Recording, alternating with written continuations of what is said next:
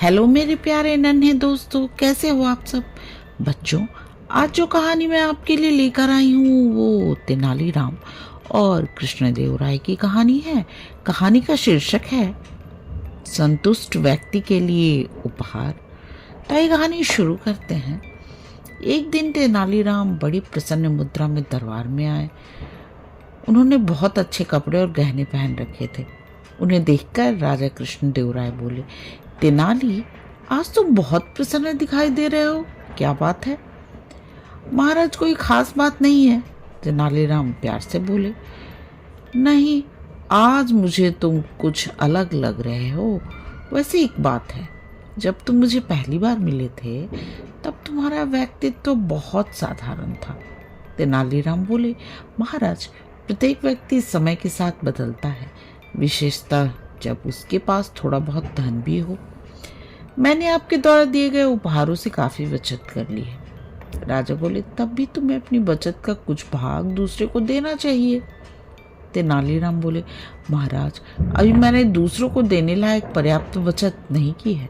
ये सुनकर राजा ने तेनालीराम की दान न करने की प्रवृत्ति के लिए उन्हें काफी लताड़ा। तेनालीराम ने जब देखा कि उनकी बात का राजा बुरा मान गए तो उन्होंने अपनी गलती स्वीकार करते हुए महाराज से पूछा कि उन्हें क्या दान करना चाहिए। तेनाली, तुम एक भव्य घर बनवाओ और उसे दान दो, इससे तुम्हें प्रसन्नता होगी, राजा ने कहा। तेनालीराम ने राजा की बात मान ली।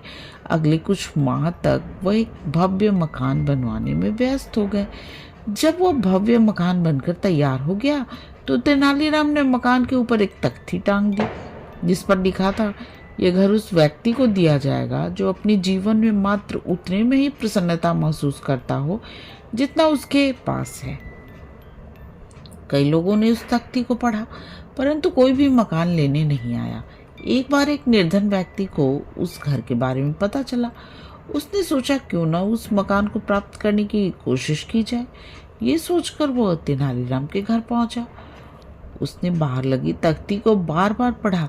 उसने सोचा कि लोग कितने मूर्ख हैं जो इस मकान को लेने नहीं आए। वह घर में गया और बोला, श्रीमान, मैंने घर के बाहर टंगी तख्ती को देखा है। मैं दावा करता हूँ कि सबसे प्रसन्न व संतुष्ट व्यक्ति मैं हूँ, अतः मैं इस मकान का अधिकारी हूँ। इस पर तेनालीराम ने हंसते हुए कहा, यदि इस घर के बिना तुम प्रसन्न और संतुष्ट हो तो फिर तुम्हें इस घर की क्या आवश्यकता है, और यदि तुम्हें आवश्यकता है तो फिर तुम्हारा दावा गलत है, क्योंकि अगर जो कुछ तुम्हारे पास है तुम उससे संतुष्ट हो तो तुम इसे क्यों मांगोगे।